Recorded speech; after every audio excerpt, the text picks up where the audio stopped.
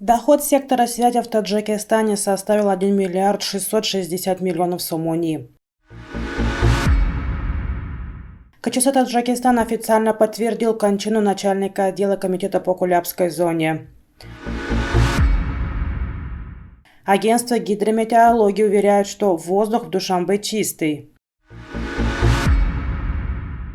Родственники погибших во время январских протестов казахстанцев добиваются встречи с президентом. По предварительным данным, общий доход сектора связи за 6 месяцев текущего года составил 1 миллиард 660 миллионов 509 тысяч сомони. Это на 12,2% больше, чем за этот же период прошлого года. Об этом было сообщено сегодня на пресс-конференции. Общее число сим-карт пользователей мобильной связи составило за этот период 7 миллионов 943 тысячи 309, из которых активными являются 5 миллионов 460 тысяч 504. Количество пользователей интернетом, в том числе мобильной, на сегодня составляет 4,2 миллиона человек. При этом отмечается, что скорость интернета в Таджикистане увеличена. За 6 месяцев 2022 года мы довели скорость входящего интернета в Таджикистане до 100 гигабайт в секунду, а было 70 гигабайт в секунду, сообщил на пресс-конференции заместитель главы службы связи Таджикистана Ильхом Атоев. Между тем, эти же цифры он приводил на пресс-конференции в начале текущего года, как успехи прошлого года.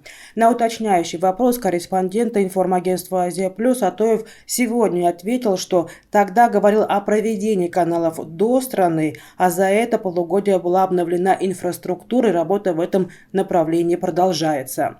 Атоев также рассказал о процессе перерегистрации сим-карт. Он также сообщил, что перерегистрация необходима и для регистрации МИИ-кодов телефонов, которая началась в стране. КЧС Таджикистана официально подтвердила кончину начальника межрегионального отдела комитета по Кулябской зоне района полковника Сайдзоду Абубакра Саида, но ничего не сообщила о причине его смерти. Ранее появилось сообщение о том, что полковник Сайдзода скончался 10 июля этого года от ран, полученных во время конфликта из-за распределения воды с семьей Шайбоновых в Донгаринском районе. КЧС в своих соболезнованиях пишет: личный состав Комитета по чрезвычайным ситуациям и гражданской обороне при правительстве Республики Таджикистан выражает свои глубокие соболезнования семье и близким начальникам межрегионального отдела Комитета по Кулябской зоне районов полковника Сайдзода Абубакра Саида. Его уход – тяжелейшая невосполнимая утрата для ведомства. Он был настоящим человеком с большой буквы. Истинный офицер, беззаветный и самопожертвованием, отдавший служению Родины все свои знания, умения и опыт. Светлая память о нем всегда хранится в наших сердцах.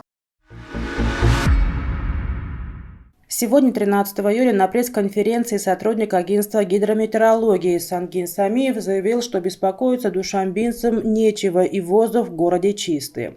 Воздух Душанбе не является грязным. Информация зарубежных организаций не соответствует действительности. В городе есть 5 точек измерения чистоты воздуха. По их данным, воздух Душанбе чистый и соответствует стандартам, заявил сотрудник госведомства. Между тем, данные исследования свидетельствуют о том, что воздух в столице является грязным. К слову о том, где установлены те самые 5 датчиков измерения чистоты воздуха и где можно убедиться в том, что мы дышим чистым воздухом, сотрудник агентства гидрометеорологии Сангин Самиев не сказал. Между тем, качество воздуха датчиков, установленных посольством США, свидетельствует о том, что воздух в Душанбе на сегодняшний день является нездоровым. В прошлом году Душанбе попал в рейтинг топ-5 стран с грязным воздухом. Об этом свидетельствуют данные за прошлый год проекта Всемирного индекса качества воздуха организации World Air Pollution. Они поместили Душанбе в число городов с грязным и опасным для здоровья воздуха. Отчет организации был основан на данных мониторинга воздуха, расположенного в посольстве США в Душанбе. Это единственный на сегодняшний день датчик, публикующий открытые данные о состоянии воздуха в столице. В Нур-Султане родственники погибших во время январских протестов казахстанцев ночуют у дома министров недалеко от Аккорды, добиваясь встречи с президентом Касым-Жомартом Токаевым, передает Орда.кз. Люди требуют справедливого расследования оправдания погибших, некоторым из них посмертно предъявлено обвинение.